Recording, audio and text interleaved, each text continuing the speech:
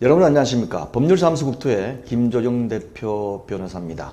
재건축 재개발 소규모 정비사업의 임원대의원 부분께서 꼭 아셔야 될 제6강좌가 되겠습니다.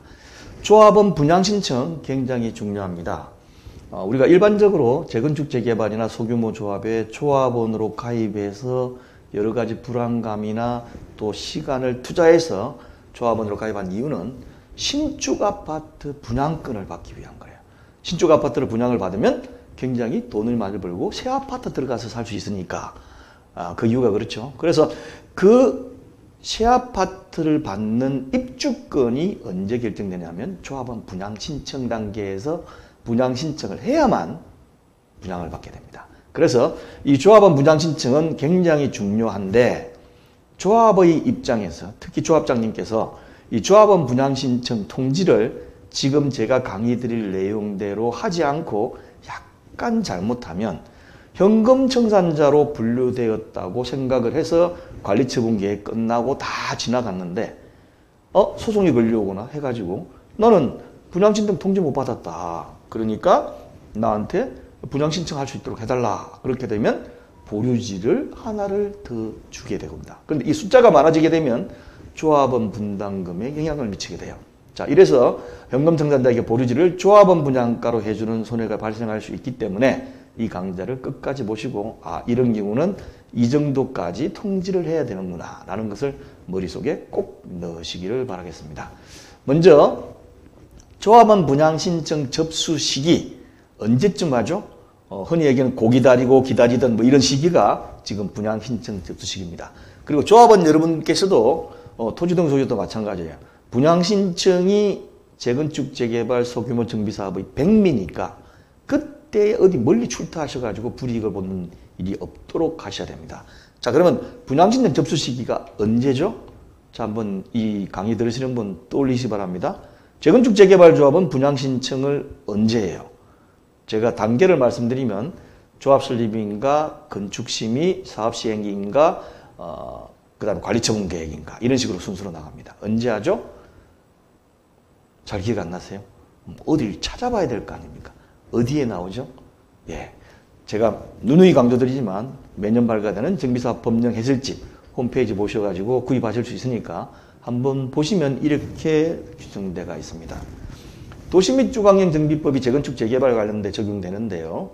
72조 분양공고 및 분양신청 조문을 보면 사업시행자는 사업시행계획 인가의 고시가 있은 날로부터 150일 이내에 분양신청 통지를 하도록 되어 있습니다. 만약에 사업시행계획 인가까지도 시공자가 선정되어 있지 않으면 시공자를 선정한 경우에는 그 이후에 선정하면 시공자와 계약을 체결한 날로부터 120일에 120일째 하라는 게 아닙니다. 120일 이내에 언제든지 하고 되니까 우리 조합은 생각보다 빨리 왔다.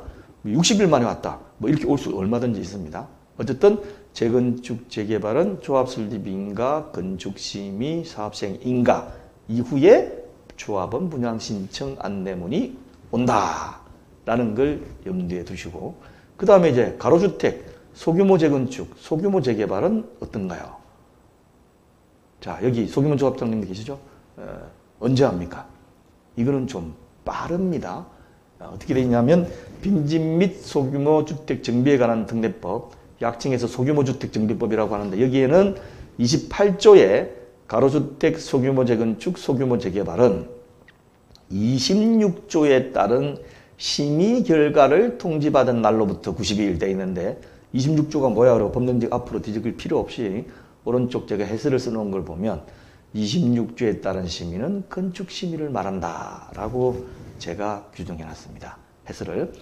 다시 말하면 조합 설립 인가 이후에 건축심의만 통과되면 그때부터 바로 분양신청 작업을 준비를 하셔야 됩니다. 그러고서 90일 이내에 이제 통지가 오게 되겠죠. 자, 다릅니다. 약간. 그 다음 두 번째, 누구한테 통지를 해야 되느냐. 즉, 분양신청하라고 누구한테 통지해야 되느냐. 김조영 변호사님 이상한 얘기 하시네. 당연히 조합원이지. 라고 생각할지 모르겠지만 과연 그럴까요? 힌트를 드리겠습니다. 첫째, 조합원한테만 하면 된다. 아니다. 둘째, 토지등 소유자 전부한테 해야 된다. 자, 여러분 조합원과 토지 등 소유자를 구분하실 수 있는가요? 법에 보면 조합원은 토지 등 소유자로 한다라고 돼 있으니까 똑같은 거 아니냐라고 하는데 예외가 있죠. 재건축 사업, 소규모는 소규모 재건축 사업입니다. 뭐냐면 재건축 사업은 일반 큰 재건축 사업이든 소규모 재건축 사업이든 조합 설립에 동의한 사람만 또는 신탁 방식의 경우에는 신탁자 지정에 동의한 사람만 다 조합원 또는 토지 등 소유자가 되고 위탁자가 될 수 있도록 되어 있어요. 마찬가지로 재건축 조합의 경우에 조합 설립에 동의하지 않으면 미동의자가 됩니다.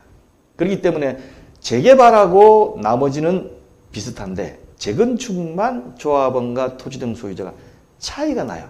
그러면 분양 신청 때에 누구한테 해야 되느냐? 특정해서 얘기하면 재건축 조합은 누구한테 해야 되느냐? 조합원한테 해야 되느냐? 조합 설립에 동의하지 않은 미동의자까지도 다 해야 되느냐? 조합 입장에서는 야 미동의자 그건 우리 주소지도 몰라 이제. 그럼 관심도 안 가지고 뭐 조합에 동의도 안 했기 때문에 통제할 때 총회할 때 통지도 보내지 않고 이제 모르는데 뭐 어떻게 찾느냐 하는데 조합에 반드시 토지 등 소유자 명부가 비치되어 있어야죠. 그것처럼 파악이 돼 있습니다. 자, 법에 볼까요? 어떻게 되어 있는지. 도시 및 주거환경정비법 재건축 재개발의 경우에는 조금 전에 보신 조문에 토지 등 소유자에게 통지하라 라고 되어 있어요. 그죠? 어떻습니까? 자, 그 다음에 소규모 같은 경우는 빈집 및 소규모 주택 정비관 특례법에 마찬가지로 토지 등 소유자에게 통지하라 라고 되어 있습니다. 어떻습니까? 토지 등 소유자한테 통지하라 라고 되어 있거든요. 그래서 둘 다 토지 등 소유자한테 통지하라. 그러니까 조합은 아니더라도 재건축 조합의 정관을 보면 분양 신청할 때까지 조합 설립에 동의하고 조합원이 될 수 있도록 되어 있습니다. 다 일맥상통한 얘기죠. 그래서 분양 신청 안내를 할 때 조합원이든 아니든 토지 등 소유자 전부한테 통지해야 된다는 거 유념해 주셔야 됩니다. 그 다음 세 번째, 그럼 통지는 어떤 우편 종류로 해야 되느냐? 우편 종류가 뭐 있죠? 뭐 두 가지 정도 있지 않습니까? 등기 우편, 일반 우편. 어떤 종류로 해야 되느냐 하는 거죠. 근데 어디 규정이 있을 거 아닙니까? 우리 마음대로 하면 될까요? 아니다. 직접 와서 받아가라. 그 다음에 퀵서비스 보낼게. 택배로 보낼게. 다 가능할 것 같은데 어딘가에는 어떻게 보내야 될지 있을 겁니다. 어디에 있을까요? 어디에? 자, 법령 조금 전에 보신 정비사업 법령 해설집을 막 뒤지고 제목도 뒤지고 내용도 뒤져도 어디에도 어떤 우편으로 보내라 라는 규정이 없습니다. 그러면 그 규정이 어디에 있을까요? 그 규정이 어디에? 자, 저희 홈페이지 들어오면 첫 번째 쉽게 푸는 재건축 재개발欄에 보면 정비사업 법령 해설집 하금 구입한다는 클릭하시면 조합 정관이 있고 이 내용 안에는 김조영 변호사 모범 정관안도 들어가 있습니다. 그 내용을 한번 훑어보겠습니다. 자, 제7조를 먼저 보죠. 조금 핸드폰으로 보시는 분은 적을 수도 있으니까 제가 확대를 하겠습니다. 자, 재건축 표준 정관 7조를 보면 권리 의무에 관한 사항의 고지공고 방법이라고 되어 있죠. 조합은 조합원의 권리 의무에 관한 사항을 조합원에게 성실히 고지공고해야 된다. 그냥 틱 보내주고 보냈다 이러지 말고 성실히 고지공고해야 되는 이 조문이 법원에서 어떻게 했냐면 할 수 있는 만큼 좀 찾아서 해야 된다. 성실히 고지해야 될 거 아니냐. 이렇게 해석을 하고 있습니다. 그 다음에 두 번째 뭐냐면 제1항의 고지공고 방법은 이 정관에서 따로 정하는 경우를 제외하고는 다음 각호의 방법에 따른다. 1. 관련 조합원에게 등기 우편으로 개별 고지하여야 하며 등기 우편이 주소불명, 수취거절 등의 사유로 반송되는 경우는 1회에 하나여 일반 우편으로 보낸다라고 되어 있습니다. 그죠? 그래서 요 밑으로 쭉 계속 제가 보겠습니다. 그리고 조합원이 쉽게 접할 수 있는 일정한 장소에 게시해 14일 이상 공고하라는 것도 나와 있고요. 그리고 인터넷 홈페이지가 있는 경우 홈페이지도 공개한다고 되어 있어요. 문제는 1호 호입니다. 등기 우편으로 개별 고지하고 그 다음에 등기 우편이 주소불명 수치거들의 사유로 반송되면 1회만 보내면 돼요. 뭘로? 일반 우편으로. 그래서 일반적으로 총회 통지라든지 여러 가지 통지문 보낼 때 이렇게 지금 조합해서 하고 계실 겁니다. 자, 그 다음에 10조를 보겠습니다. 조합원의 권리 의무인데 여기는 조합원이 그 권리를 양도하거나 주소 또는 인감을 변경하였을 경우에는 그 양수자 또는 변경 당사자는 그 행위의 종료일로부터 14일 이내에 조합에 그 변경 내용을 신고해야 한다. 문제는 그 다음이에요. 이 경우 신고하지 아니하여 발생되는 불이익 등에 대하여 해당 조합원은 조합의 이의를 제기할 수 없다라고 되어 있습니다. 그러니까 조합 입장에서는 조합원이 조합에다가 신고한 주소지대로 보내면 돼. 보내면 돼.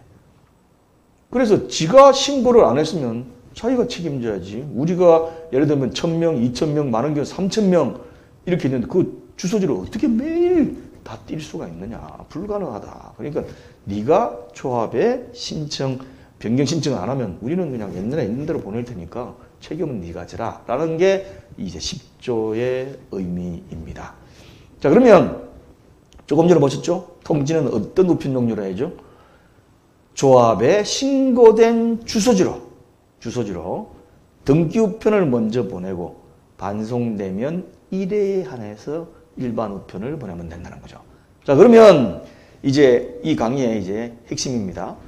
조합원 분양 신청 안내 통지를 조합에 신고된 주소지로 조금 전에 보여드렸던 것처럼 등기 우편으로 보내고 반송되면 일반으로 보내면 되길까라는 거죠.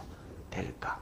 자, 절차는 당연합니다. 일단 조합에 신고된 주소지, 중복됐네요. 주소지로 보내고 그 다음에 등기 우편으로 보내고 그리고 등기 우편이 반송되면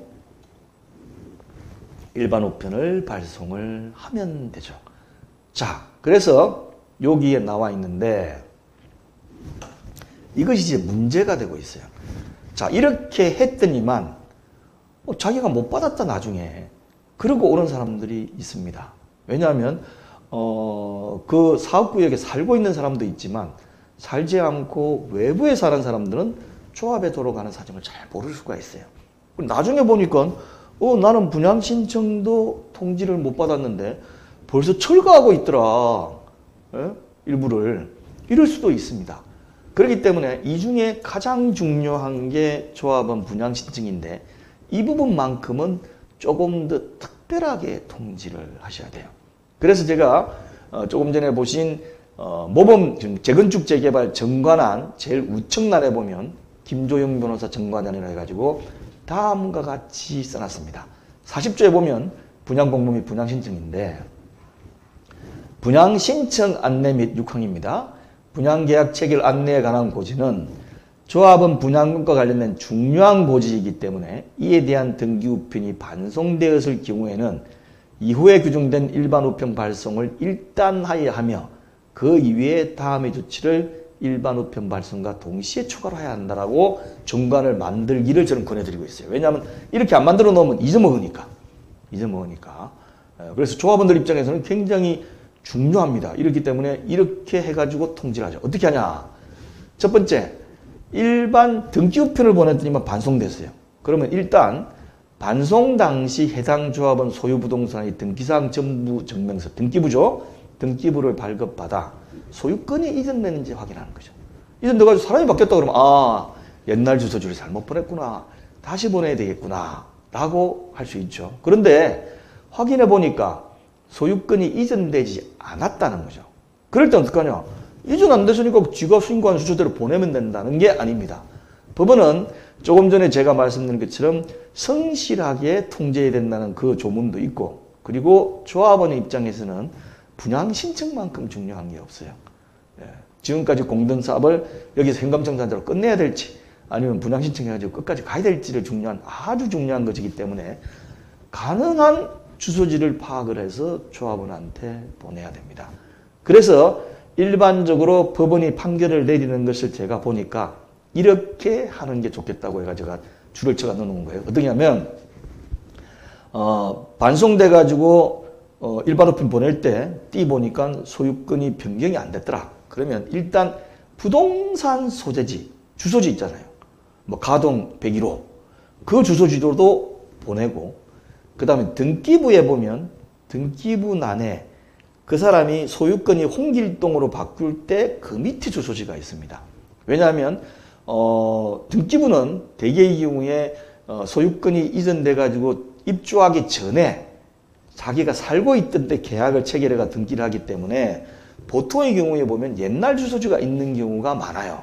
그렇기 때문에 그 등기부등본상 몇월 며칠자 매매 원인으로 홍길동한테 이전된 그 밑에 있는 홍길동의 주소지, 그죠? 이것도 금방 파악하면서 등기부를 딱 띄보면 부동산 소재지 가동 101호, 등기부 옛날 주소지 소용 보면 뭐 어디 동 무슨 동 몇 번지 이렇게 나올 수도 있죠. 그거 있죠. 그리고 이제 예전에 조합에 제출한 서류 서명지를 특히 낼 때 주소를 많이 씁니다. 그 주소지를 확인한 뒤에 조합원 명부, 그러니까 조합 신고된 주소지와 다를 적에는 다 보내봐요. 다. 그러니까 내용 증명도 다시 보내고 일반도 다시 보내는 거예요. 거기까지 하면 모든 것이 끝납니다. 근데 만약에 소유권이 이전됐다. 그러면 조합은 변경신고가 조합이 돼야 되는데 안 했단 말이에요. 보통 파는 사람은 파느라고 안 해버리고 사는 사람은 천천히 하지 그러고는 안 해버려요.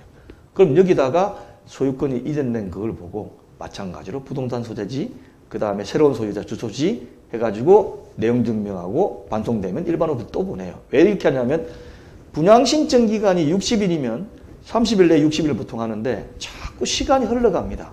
흘러가기 때문에 아차 하면 그 기간을 놓쳐버리고 그러면 나중에 조합이 제대로 안 했다 이래가지고 소송 들어와가지고 보류지 내라. 저 같은 경우는 한 4-5개씩 넘어가는 경우도 있어요. 예, 그래서 이렇게 안 됩니다. 그리고 또 분양을 신청을 독려하는 게 조합의 목적이잖아요. 하지마, 우린 그냥 일반 분양하면 돼 이럴 수도 있지만 가급적이면 조합원이 분양 신청을 해야 되고 그래야만 일반 분양도 잘 될 수 있으니까 다음과 같이 발송도 하고 그 다음에 휴대폰 문자도 보내고 이렇게 계속을 해가지고 여기 대한 거를 자료를 다 보관시키게. 언제 보냈다, 언제 보냈다. 죄송합니다. 반송된 사람이 안 했어. 네, 꼭 하시기 바랍니다. 자, 그러면 다음 시간에 또 뵙도록 하겠습니다.